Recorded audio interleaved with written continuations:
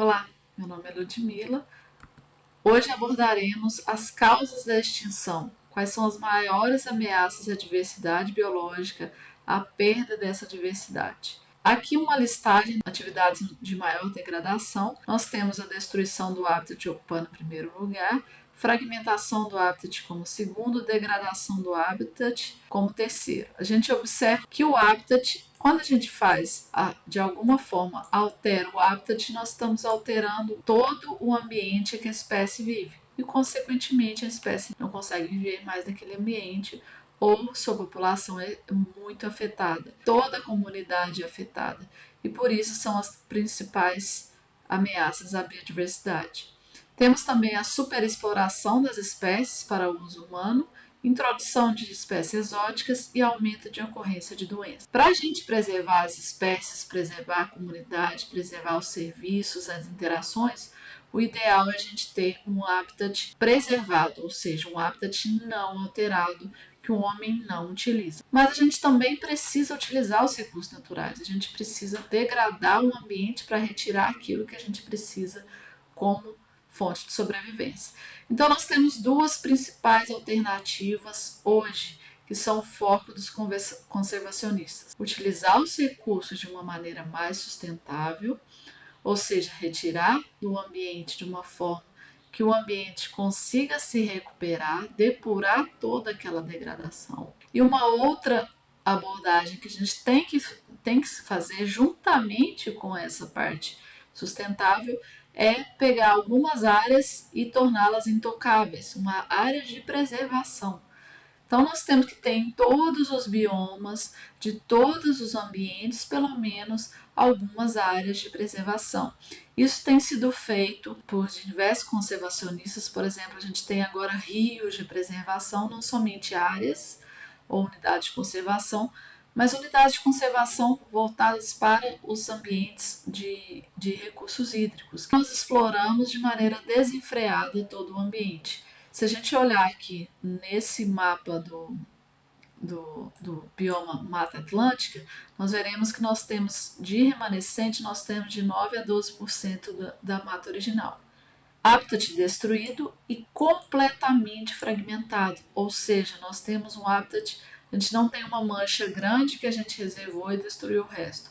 Nós fomos destruindo, degradando várias áreas, deixando pequenas manchas florestais. Um dos principais biomas ameaçados hoje, aliás, são dois, é o Cerrado e a Amazônia, e nós temos em foco agora a Amazônia justamente porque nós tivemos um aumento significativo do desmatamento de sua degradação de 2019 para cá. Degradação e desmatamento, mas são coisas diferentes? São. A degradação, ela envolve tudo, envolve poluição, fragmentação, destruição do habitat. Então, todo desmatamento é uma degradação, mas a degradação ela é mais ampla, é um conceito de tudo que eu alterado o ambiente natural, eu estou degradando. Qual o remanescente de Mata Atlântica em Bambuí? 1%. Bambuí não é Mata Atlântica, Bambuí está dentro do bioma cerrado. Olha a cobertura original de Mata Atlântica de Bambuí, 5%. Bambuí tem sim Mata Atlântica, o bioma, gente, ele não é limitado só àquela área geográfica que a gente conhece. Nós temos o que a gente chama de ilhas de outros biomas dentro daqueles que a gente já conhece. Na Amazônia, por exemplo, nós temos ilhas de cerrado, nós temos manchas de cerrado, manchas de Mata Atlântica. O que seria a fragmentação? Então, a gente tem uma mancha grande de vegetação, a gente vem aqui e utiliza parte desse recurso, retira a vegetação, coloca urbanização, coloca um pasto, coloca uma agricultura, coloca um plantio de hortaliças. Assim a gente vai fragmentando, ou seja, vai dividindo toda aquela grande mancha. E quando a gente divide, nós chamamos de fragmentos. E esses fragmentos eles ficam imersos em uma matriz. Aqui a matriz, como eu falei, pode ser pasto, pode ser agricultura, pode ser reflorestamento de eucalipto, pode ser diversos tipos de matriz, tá? Desmatamento na Amazônia é maior nos últimos anos. Percebam que o aumento crescente que nós estamos tendo de desmatamento na Amazônia.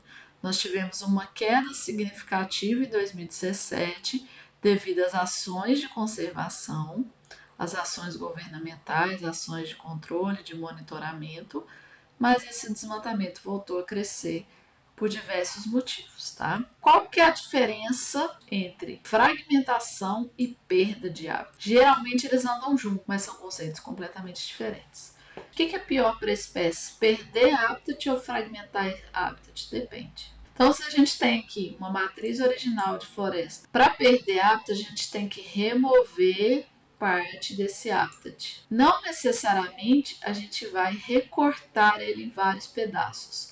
A partir do momento que a gente recorta ele em vários pedaços, ele fragmenta. Agora, se você é uma espécie, onde que você vai preferir sobreviver? Num ambiente que tem 50% de mata fragmentada ou num ambiente que tem 50% do habitat, como nesse exemplo, onde ocorreu só a perda de hábitat? Nesse exemplo apresentado dessa forma, provavelmente você ia preferir a perda de hábitat. No entanto, a perda de hábitat pode ocorrer de diversas formas, assim como a fragmentação. E geralmente elas ocorrem conjuntamente. A gente tem as duas ocorrendo ao mesmo tempo. Percebam que a fragmentação ocorreu conjuntamente à perda de hábitat. A perda de hábitat ocorreu sozinha nesse exemplo. Perda de hábitat pode ocorrer sem fragmentação? Pode. Nós temos aqui o habitat, ele é um contínuo, habitat contínuo, habitat contínuo. Aqui ocorreu uma fragmentação, mesmo tendo uma baixa perda de habitat, eu dividi esse ambiente em dois. Então é importante vocês saberem a diferença entre eles. O que a espécie sente mais vai depender da área, vai depender da forma de fragmentação, mas geralmente quando há uma perda de habitat igual para os dois, a fragmentação ela só piora o caso. Então quais são as fontes de degradação, quais são as fontes de fragmentação, de perda de habitat? Hoje no Cerrado, nós temos a principal fonte de degradação agropecuária. 9,1% de formação natural não florestal e 0,8% de área não vegetada, ou seja, área construída. A agricultura está aumentando, a pastagem está aumentando também. As diversas fontes de degradação, elas reduzem a qualidade ambiental de um ambiente. A qualidade ambiental, ela não é ou é ruim ou é boa, ela tem diversos níveis. E aqui eu exemplifiquei de que forma que isso acontece. Temos atividades que degradam muito o solo, que degradam muito o ambiente, que reduzem muito a qualidade ambiental, mas temos atividades em que a qualidade ambiental é reduzida, mas ela fica numa qualidade ambiental intermediária. Quanto mais próximo do natural, maior a qualidade ambiental daquele ambiente. E se a gente observar os padrões de degradação, eles geralmente estão associados à fragmentação. Aqui é um padrão de degradação lá na Amazônia. Hoje a gente tem alguns padrões já conhecidos de degradação, já muito bem estudados. Quais as consequências da fragmentação, então? Se eu reduzo o habitat de uma espécie, eu vou fazer com que há um aumento de densidade no número de indivíduos e aumenta também a mortalidade. Consequentemente, menor área, menor habitat, maior competição entre as espécies, a população pode até se tornar inviável devido a essa grande competição e pode também limitar todos os aspectos positivos daquela população. Se eu fragmento, se eu recorto uma vegetação, o que eu estou fazendo? Eu estou aumentando a quantidade de borda, superfície de contato. Essa superfície de contato ela é importante porque aqui nós temos fontes de degradação, nós temos pastos, agricultura, urbanização, e isso acaba refletindo nas florestas. Então, se a gente for olhar um perfil de uma floresta, nós temos as bordas, essa borda pode ser uma borda abrupta ou uma borda gradual, e aí nós vamos caminhando para o interior da floresta. Percebam que toda a diversidade de espécies são completamente diferentes. E aqui é que está a maior biodiversidade, certamente. E essa influência aqui, ela vai só avançando para dentro da floresta. Por isso que o efeito de borda é tão danoso para uma floresta. Quanto mais fragmentado, ou seja, mais recortado, maior a superfície de contato, maior o contato com as atividades antrópicas e, consequentemente, menor a qualidade daquele ambiente, qualidade ambiental. Além de a gente ter um contato com muda muita coisa aqui nesses ambientes. Aumenta a quantidade de luz, de temperatura, de umidade, reduz a quantidade de umidade e aumenta a quantidade de vento. Então, muitas espécies que antes conseguiam sobreviver aqui devido às condições ambientais não conseguem sobreviver aqui. Vulnerabilidade dos fragmentos à invasão de espécies exóticas e espécies nativas ruderais. Ou seja, tem mais contato com espécies exóticas, mais contato com as espécies domésticas e também as espécies nativas ruderais são aquelas espécies que são adaptadas mais a esse ambiente com condições menos favoráveis. E aí elas começam a dominar aquele ambiente, o que reduz a biodiversidade. O número de animais onívoros aumenta, porque os animais onívoros se dão melhor em ambientes com uma alta diversidade de hábitats. Contato com plantas e animais domésticos, como eu já falei, e alteração no microclima. Altera todo o microclima e, consequentemente, as espécies serão alteradas também.